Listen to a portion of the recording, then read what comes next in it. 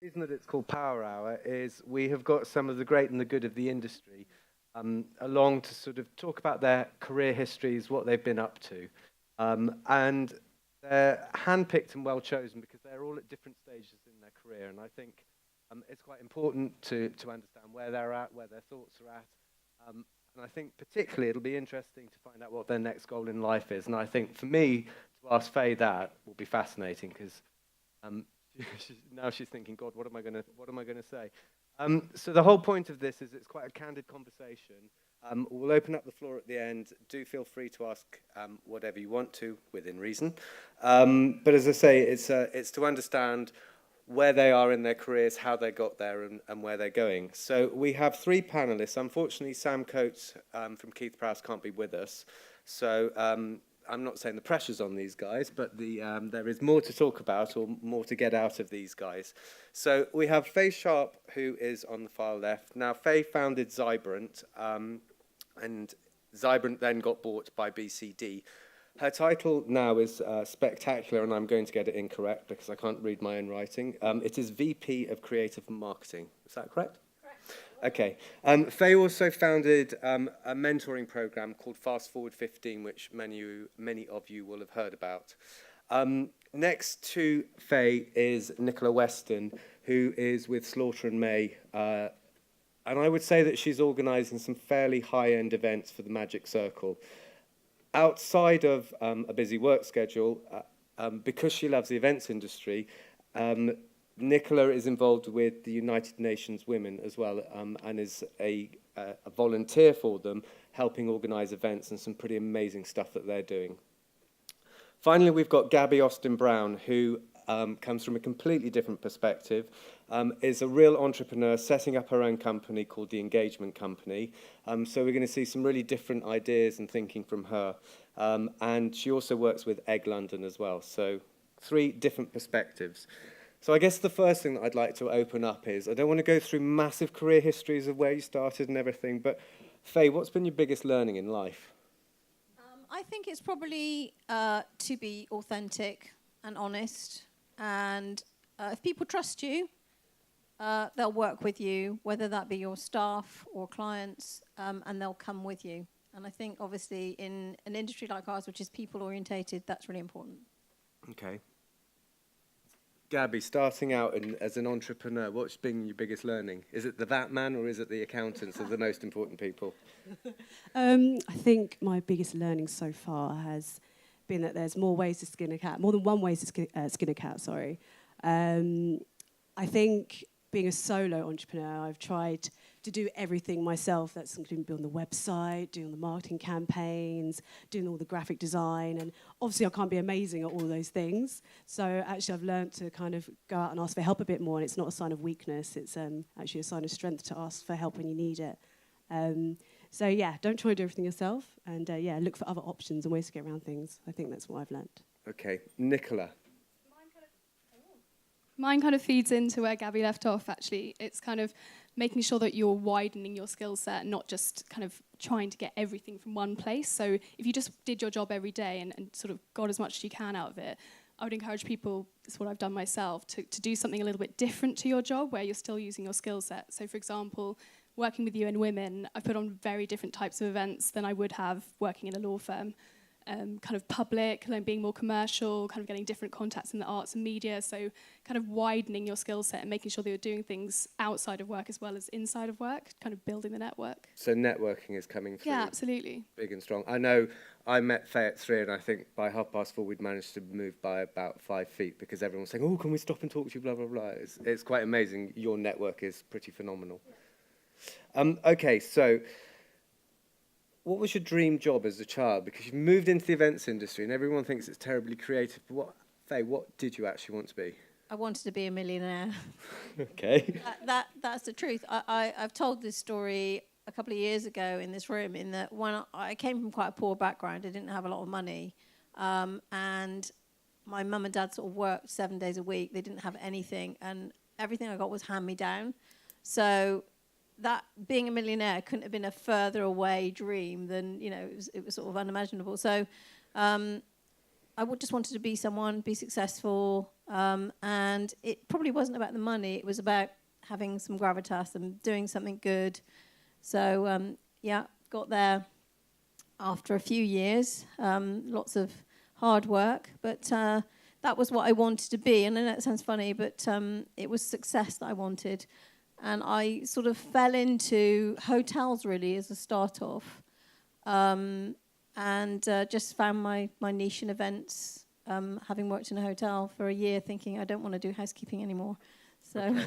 So you were in housekeeping, you've moved to... I did a graduate program, which meant I worked in every department, and the only area I really liked was sort of sales and meetings and events and stuff. I put on a wedding fair, which was a bit hilarious at the time. So I sort of realised that I was quite good at that, because I got about 500 people to come to this show in a room that would only fit about 200. It was early days, but yeah, that was the sort of start of my loving events. Okay. Nicola, I'm assuming you wanted to be a lawyer, or am I completely incorrect? Yeah, I thought I'd get in the back door, kind of go into events and then get the training contract. No, actually, I wanted to be a ballerina, which is so cliche, but I did. And that kind of hasn't extended to where I am today, but I still have a huge passion for the arts, so I try and kind of bring that in wherever I can. I managed to last year build a partnership with a leading dance school, actually, and build a big sponsorship for Slaughter and May. So I'm still giving it a nod to the arts, but I suppose the discipline you learn being a dancer as well kind of helps you be disciplined and also kind of creative thinking. But this is all me saying that I failed to be a dancer. Okay. Gabby. Got a bit of both of yours, actually. So I wanted to be an entertainer, performer, and a dancer, which I did manage to do for 20 years and absolutely loved it, and mainly because I enjoyed entertaining people and making them smile. And really, the events isn't that much different. It's giving them that experience as well. And then I don't know if I should say this, but I will say it, a little bit different, but kind of similar. I just wanted to marry a rich man, to be honest. And then I did end up being in a relationship with quite a well-off man and realised that actually I wanted to do things for myself, that I wanted to be successful for myself and build everything for myself and look back and be proud of what I've done, not kind of live off the back of somebody else's coattails. And I think that's what's inspired me to do my own thing and open and build my own business. Maybe next year we should call this Housewives of the Event Industry. A bit personal, sorry. I thought I'd be honest, though. Okay, so you wanted to be a dancer, singer, and entertainer. Did your teachers agree with that, or? Yeah, definitely. I was always the class clown. Always, I was always on report as well. I had to go home and get signed report. You know what, I think there's a common thread, though, because I do think in the event industry that probably a lot of people in this room would admit that we all quite like being sort of centre stage. I think it's what attracts people to this sector, because it is quite out there. You're doing glamorous things occasionally, and you have to have a lot of personality, I think, to be able to do it. So. Okay. Nicola, and what did your teacher say to you when you said, I want to be a ballerina? I was an annoyingly model student. I can imagine. Were you really? Did you ever do anything wrong? No, I was very dull. My brother was the naughty one. I had a twin brother, so I was kind of holding up face, and he was being naughty, enjoying himself. So in that case, who's your inspiration in life? Actually, I suppose that kind of goes down the same line. My inspiration in life is very cliche also. It's Sheryl Sandberg, COO of Facebook. So when I first read her book, Lean In, it really made me question kind of gender and stereotypes and what I was kind of letting myself in for in the work industry, in work environment. So basically, she taught me a lot about calling out my behaviours. So I think you kind of need to look at yourself every day and say, am I doing this because I'm a woman or because society tells me, or is it because I really want to do it? And I really make a lot of effort to check, am I doing this because this is really true to myself? And like what you said about authenticity, I think really shines through, and people can really tell when you're doing something that you don't want to do. And she also has this amazing phrase, which I've stuck on my computer screen, which is done is better than perfect, because I think in the events industry you can just churn and churn and churn until you think there's going to be this amazing outcome, and actually if it's done, you're on to the next thing, you're improving things, you're being innovative, and I think that's something I really try and remember every day. Okay. It's quite interesting that you said about you have something that you stuck on your screen. Faye, I know you've got a piece of paper in a purse somewhere, haven't you? Yeah, I told you about what I wanted to be. Well, I when I was about 21 and I was working in a hotel, £3,500 a year, £3,400 a year. And it was my first proper job after uni. And bearing in mind, I'd come from nothing. I'd worked my arse off to actually get there. And my boss, who was a bloke, said to me, what do you want to be? And I said, I want to be a millionaire by the time I'm 30. And he laughed at me. So I went away, wrote that goal down. And I also wrote I wanted to be that by the time I was 30. And kept it. When I was 30, I actually owed a lot of money. I owed about £500,000. But when I was 40, I sold the business for the first time for 15.9 million. So I had to move my goalposts, but I got there eventually. But I've got different. Can I talk about my role models, or is that? I was going to say, you must have some quite amazing role models if you've sold a business of that sort of Fundamentally, size. everything is down to yourself, because no one's going to do it for you. So I think that's one of my learnings as well. You have to do it for yourself. Whilst it's good to surround yourself by people, it's that inner belief and that inner fight that's going to make you succeed. But when I was sort of setting up the business, I suppose I looked at, there's two people. Can I have two? Go on then. Well, Richard Branson was one. I know that's, again, a bit of a cliche, but I think I looked at him and looked at the fact that he'd made himself into a brand. It's not just about Virgin Atlantic or Virgin Money or Virgin whatever. He did lots of weird, quirky things, which I quite associated myself to, because I'm quite weird sometimes.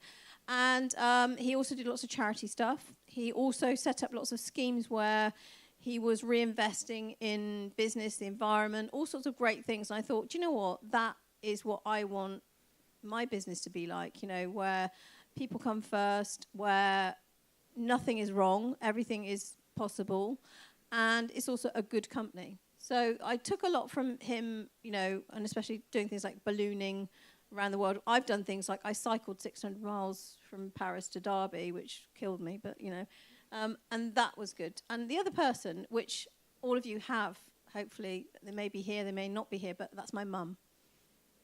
Okay. So, she's not with me anymore, but I think that your mum teaches you lots of things, and if you look carefully, sometimes you overlook those things that they bring to you. So I think that's always a good thing to revisit. You know that I can't help asking you this question, but you did say it. I'm weird. How are you weird? Do you know what? I'm not frightened of being myself. I think when I said about being authentic, a lot of people say that, but I just think that you are who you are. And I think sometimes in work we mask our real self. And maybe sometimes you need to sort of hold back a little bit, but I do think that fundamentally, if you can be yourself, then people will see that and actually see the real you. And I think that makes for better, honest relationships, whether it be clients or suppliers or whatever. Okay. So, yeah. So, Gabby, these guys have got bits of paper. You must have lots of bits of paper saying, must do this, here's my pipeline, here's my sales target. Is that how you operate your business? Yes and no, because I think, again, I have to be true to myself. I'm quite a creative mind, and for me, it's actually a lot of it's to do with being quite visual. I need to have visual cues and visual things in my life that's going to help inspire and help remind me of those things that I have to do with regards to targets and all that sort of thing. But the reason I think I wanted to start my business is because I wanted to be true to myself and doing the things that I enjoy.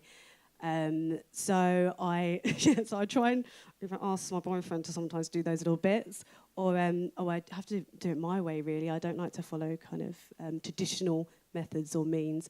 I do have the little paper that I keep in my purse though, and it changes every month as well. I've got like a target for the month, and I fold it up and I put it in my purse, and I keep looking at it and referring back to it. This month's is? No. To get through this session. It's private. Okay, fair enough. But yeah, I think that, and having lots of visual cues for me. I have a vision board, have things on my phone that I look at to remind me where I want to go and what I want to achieve in life. Do you think if you have something written down and you haven't achieved it, there's a sense of failure? I would like. Okay, so I look at everything positive. So I'm really annoying. I'm the sort of person who you sit on a train next to and I start talking to people. So I just think that I try to live my life positive. So if I fail at something, I think of that as a really good learning. So whatever it is, I think, well, okay, that's happened. It's maybe not ideal, but what have I learned from it, and how can I actually change it or do it differently next time, or even, you know, just change the direction of what I'm doing. So I don't think you should look at failure as a bad thing. Okay. Nicola, can you give us what has been your worst decision that you've ever made in life? Oh, that's horrific. Yeah. I think it's really difficult to pinpoint the one thing that would have changed. I think everything happens for a reason. I know that's quite trite. I think what I consider to be failure in a way is actually Faye once told me, when you're young and have no responsibilities, time is your biggest asset. And since then I've kind of set myself a challenge of I have to wake up an hour before I would have woken up before to do something that's just for me, kind of a passion project.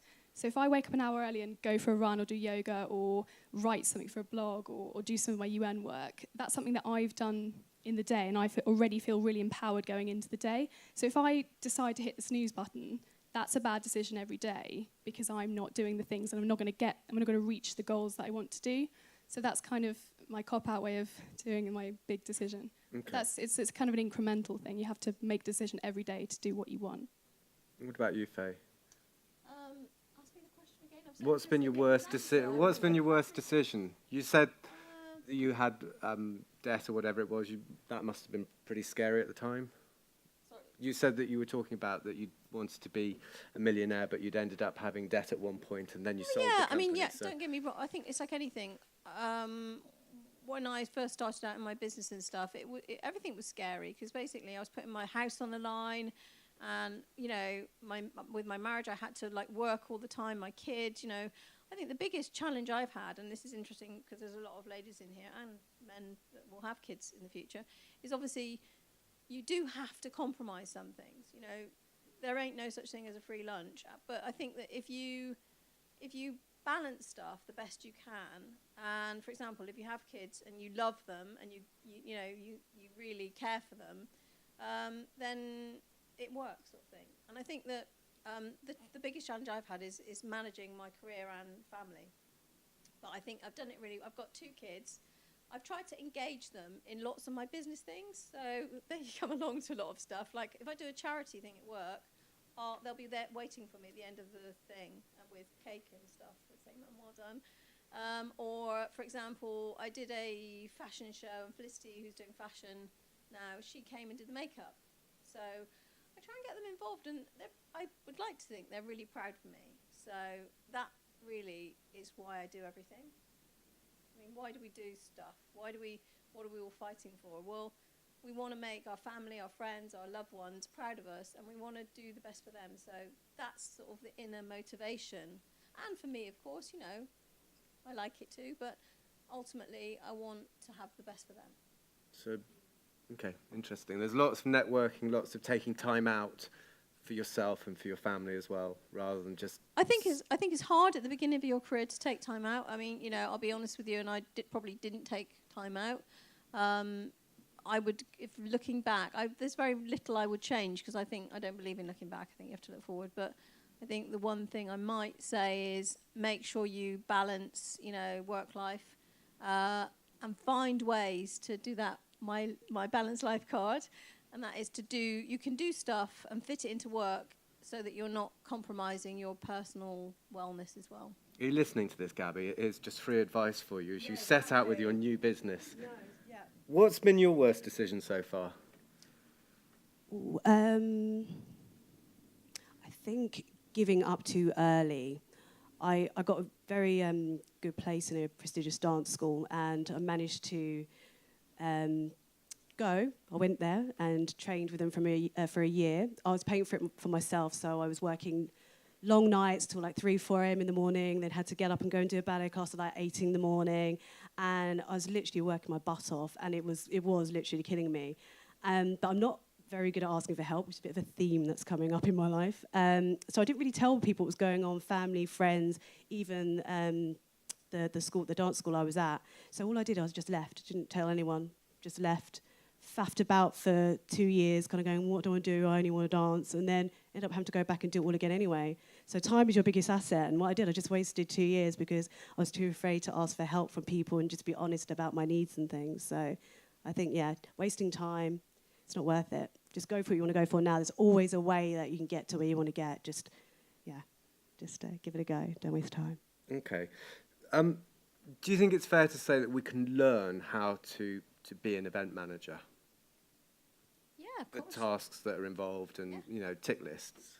I don't mean that it's just a tick list job, How- but I do I'm mean... sure lots of event managers in this room would slap Yeah, you. exactly. I think I'm aiming for a slapping. But what I want to know is, you've talked about networking, and what are the key behaviours to really get on in life nowadays? As an event manager, Yeah, or just, you know, someone in your position. What do you think your behaviours are that these guys can learn from? do you want to go first? Or? So I think the thing is, right, you've got to be able to get on with people. It's a key, whether you're an event manager, you're doing logistics, you're doing production, whatever you're doing, you've got to be able to get on with people. And going back to my trust and honesty and doing things, I mean, for me, if you say you're going to do something, you do it. You know, that's the underpins. If I go into a meeting and I promise something, that promise will happen one way or the other. And that is how you get a reputation, how you get trust from people that you work with. So people know that I'll do whatever it is I've said. If I can't do it, I'll say I can't do it. And that's also a good skill to have, being honest. I don't think people always care enough, or, you know, you don't always have to say yes to everything. But sometimes, you know, I think it's a key skill to think about how you put things to others. So I think diplomacy is a great skill to have as an event manager, being able to say no, but in such a lovely way that actually people will go, oh, bless, they tried really hard. You know, so I think that those are key things. And also being organised. And if you're not a particularly organised person, not being frightened to have others around you. So anyone who knows me, you know, I'm all over the place. So I have someone who works with me who helps me sort things out. Not frightened to admit that. It means I can do a lot more stuff. But, you know, they're my sort of backup plan, you know, they're my right hand. So I think, again, not being frightened, and again, going back to working with other people that have got skills that you're maybe not as good as. Okay. Nicola, what behaviours do you think are the key ones to get ahead? I think it's really easy to be seen as kind of as an industry as kind of churners. So you'll take something and you'll do it and you'll do it again, and if it isn't broken, don't fix it.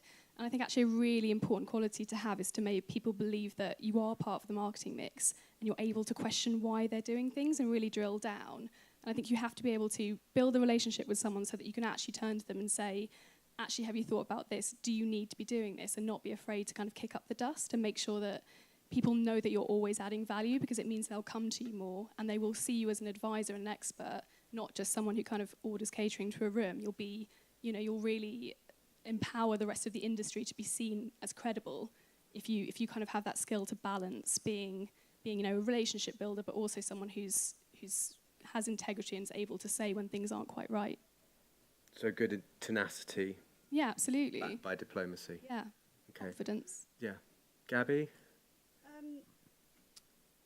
I think the passion to keep on learning and keep on educating yourself and growing your skill set, because it's not only that you're gaining all new skills that are going to be beneficial to your company and your co-workers, but also gives you that confidence as well in the workplace to know that you can push further, and that people could look at you and think, we could probably ask that person to do anything and they would give it a go, because they're not afraid to try and go out there and learn new things. So I think always keep teaching yourself new skills. Yeah. Okay. Faye, you mentioned earlier about having a male boss and sort of saying, this is what I want to become.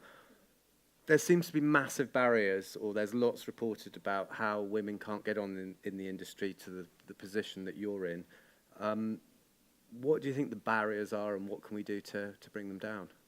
I think the challenge is obviously, you know, a lot of people want to have a family. They want to, you know, which is great, and I think that's our right, isn't it? You know, we want to.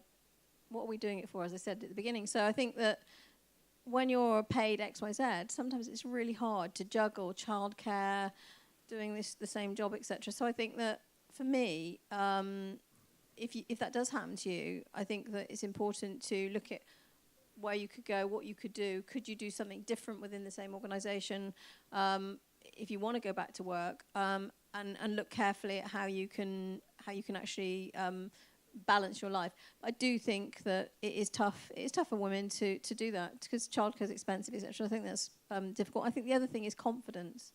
I think a lot of us ladies lack. Well, I personally don't, because I've got inner superwoman, but a lot of us actually don't believe in ourselves. We sort of go into meetings, or we don't put ourselves forward for interviews. A job promotion comes up, we don't ask for pay rises. For God's sake, guys, you know, when you've got your appraisal, ask the question. You know, I always say, don't ask, don't get. And if you want to progress in your career or your role, at every stage that you get a chance, you've got to be pushing for the next thing. What can I do? How can I learn? But that means you've also got to put in too. So the company you work for has to see that you're doing something above and beyond. And that will make you valued, and therefore they'll want to retain you, and they'll want to develop you or pay you more or move you forward. So I think part of it is our own self-sabotage. I think don't put that all to one side and just ask the question and have a plan. Go into that meeting. This is what I've done. I really want to progress. What do I need to do to get to that next level? What's my pay rise this year? I'd like to earn this, you know. That's my key, Okay. I think, to say. Gabby, you're embarking out on being the new Faye.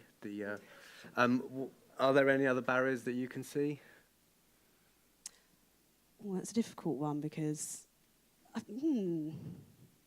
also the business that I have, I guess most of my client base is guys. So I'm working one-on-one with guys. So it's for me, I don't see the barriers for me. I don't see it in my position at the moment.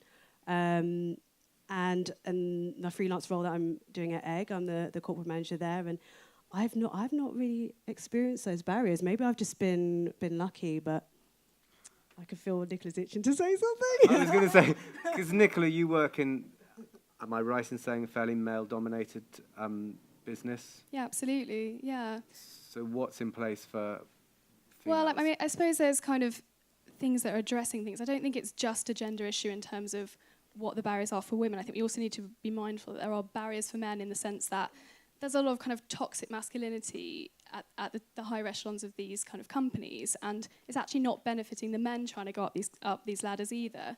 So I suppose there's barriers in sense of society-wide barriers around gender constructs and what we're supposed to do, and whether this is typically feminine or behaviour or male behaviour. And really, as we were saying earlier, if you're just being authentic and you're rising up because you're great at building relationships, you're great at what you do, and you know you're really good at educating yourself, then there shouldn't be a barrier. But I suppose it's more of a society-wide thing. In terms of practical things, you know, I mean, Swordsman is part of 30% mentoring club, so you know, loads of cross-border mentoring. I mean, I've benefited from mentoring myself. And having a male mentor, Andrew, is really helpful. But I think it's really important to start thinking about the way that we talk about gender stereotypes and not just say, oh, women aren't good at this necessarily. I think it's also how can we break that down from the top down and make sure that men are involved in the conversation. That's why kind of initiatives like He for She are really important, getting men involved in the conversation and allowing them to speak and have their own identities. Gabby, do you want to? Yeah, I think that's kind of a little bit what I meant was I don't look at myself in that way. I just want to be a successful businesswoman, and I don't think that anybody's thinking I'm going to be anything different. So I guess that was kind of my thoughts on that. I think the difference is that you've now taken that step to have your own business, and therefore you're your own boss. I think there are a lot of women probably in this room here that are obviously working in companies where you know, as they get further up the ladder, it sometimes becomes difficult to get to the next level, maybe through their own confidence.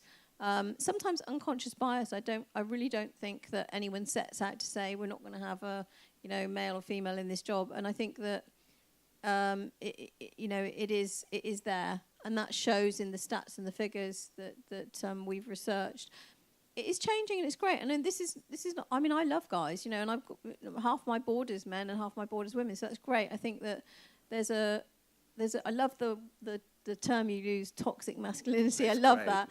Basically, I think that there's a really good feel about having a balanced company, you know, and balance from the top down, because you know this world is made up of mostly 50% men, 50% women. So if you have a reasonable structure at the top of a business that has that diversity, then you tend to get sort of both angles, as it were. So it's good. It's positive. So to empower women, or to sort of help women, or for these guys to go away with, then you're saying it's about confidence. It's not standing up for yourself, but it is to feel confident in what you do, so that you can go and ask for those new jobs or salaries. Well, I'd like to ask a question to the room, actually, because I'm all about getting involvement. How many of you have, there's been an opportunity in your firm or business or wherever it is you work, and you've thought, I'm not ready yet, I've not put myself forward for it, and maybe, you know, it's passed you by and someone else has got that role? Anyone? Okay. So that's like more than half the room. I think that is the thing, you know, we'll never be 100% ready for anything. So I think if you think you're 75%, 70%, go for it. That's what I'd say.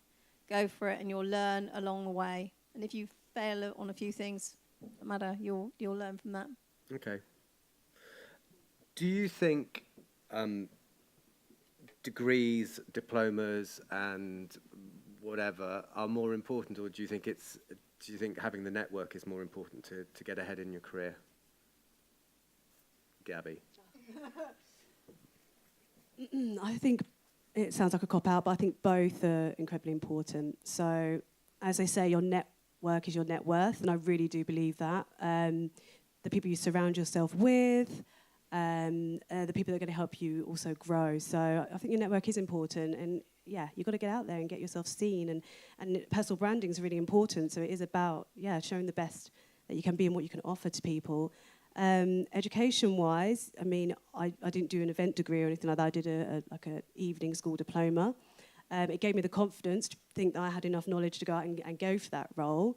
But I don't think it was a be-all and end-all. I think you've either got the skill set or you haven't. As I said, I think it's the confidence, the self-belief, and with regards to self-educating yourself, as I said earlier, to maybe brush up on those little things that you feel that, are holding you back a little bit, get that sorted, and then I think, then you'll be fine. So a little bit of both, self-education and your network, all important. Yeah, I do agree. I kind of lean on the side of networking in the sense that if you don't have a skill set, you can then ask a network who can do this, and then actually you've learnt that for next time. That's just as much education as doing it the first time round, and then you've kind of skipped the route of having to do a big tender, find out who knows what. I think that's really important. And I think you never know who's going to be able to help you down the line. Faye's a prime example of it, just speaking to anyone and finding out what they do, and anyone who looks interesting, and finding out what they do, and then, opportunities always do come from that. I think if you invest in people and invest in yourself, in the sense that you do show up to these things, you do show up to, there's lots of educational kind of best practice sessions and kind of other things that people are running, and that's also a networking opportunity. I think it does go hand in hand, like Gabby was saying. Okay. Faye, you must see a lot of CVs with event degrees on them. Yeah, absolutely. And I think it's personally, I think it's great if people have got the money to put themselves through uni and do that. That's fantastic, because I think part of it is a grown-up process. But I think that's probably quite academic for this room now, because you are all at work now, aren't you? So too late. You're out there. You're doing it. Don't worry about that. For me, two things that are really important. One is, don't be on your phone 24/7, not actually looking at what's going on in the world. And I use this as a good example. I gave the girls this. I was on the train the other night, right? And there was this really weird couple opposite me. There was a guy who was a bit sort of geeky, talking to his girlfriend, and she fell asleep. I carried on talking to her. And the guy who was sat next to me was on his laptop. He had a bottle of wine, and he was like looking at me as if to say, oh my God. And when they got off, we all laughed, because it was quite hilarious. Anyway, so then he got talking to me, and it turns out he works for a massive agency that does comms and stuff, and he has got an office in New York, and we're having coffee. Because we've got some, he does New York Fashion Week, etc. He wants to talk to me. It's like, yeah. And that happens all the time, because I'm on my phone quite a bit, but I'm trying not to do that constantly everywhere, because I like to think who is there that is interesting, because you tend to meet people. So I think it's look up. So, Nicola, do you keep your eye open for talent? Sorry, I mean... No, not like that. No. It was a leading question. No, I'm going to open up to the floor in a second. But what single piece of advice would you give to everybody here? Can I start with you, Nicola? I'd say prioritise your own life, because someone else will do it for you if you don't. So if you just go through the motions every day and think, hopefully I'm going to get to this goal, I'm going to reach everything I want to do, if you haven't actually sat down and told yourself, this is what I need to achieve in the next 2 months, in the next 3 months, it's never going to happen. So you need to prioritise your life, otherwise someone else's agenda will get in the way and you'll be doing things for other people and pushing them up. Okay. Gabby? Probably repeating what I said earlier is don't waste time. If you want to do something, go for it now. Yeah, that's what I'd say. I wish I'd started my business earlier. So yeah, don't waste time. It's so precious. Faye? Realise there's one person who can change anything in your life, and that's you. So whatever it is you want to do, you're the person who's going to do it. So rather than procrastinate about what you can and you can't do, just do it and believe in yourself. Okay. Quick fire question. What's your next goal? I'm actually, so I got a little book in the offing. I've sort of, you know this, because I'm sort of, I've got a little book I about... told you it's the housewives of the event industry. Yeah, about goals and about how it can change your life. And that's not just work goals, that's goals in anything, whether it's getting a boyfriend, losing weight. Bottom line is if you don't set yourself like a target, you wake up a year later and you're still on your own, or you're still, doing what you're doing, or still eating Big Macs at the airport. I think that setting a goal for all aspects of your life is a really important thing. So I'm gonna put that stuff, all the stuff up here, into hopefully something that's interesting. Okay, Nicola? I'm working with the UN for Arts Week next year. So last year there was kind of 40 events, reached 10,000 people, and sort of raised loads of funds for gender equality. But this year I want to make it bigger and better. So March, Eyes on the Prize. It's going to be really huge, blow out the water. Fantastic. Plug. Everyone go look up at Arts Week. And Gabby? Obviously to have a multi-million-pound company. That's the goal. That's the ultimate goal. Yeah, by next year would be amazing, but I'm realistic as well, but that's the plan and that's the drive. And one final thing as well, definitely about the goal setting. That changed my life completely, goal setting. I highly recommend it. Set yourselves little targets, little chunks of goals and things like that. It's really helped me progress, and it helps you evaluate what you really want and what you want to achieve.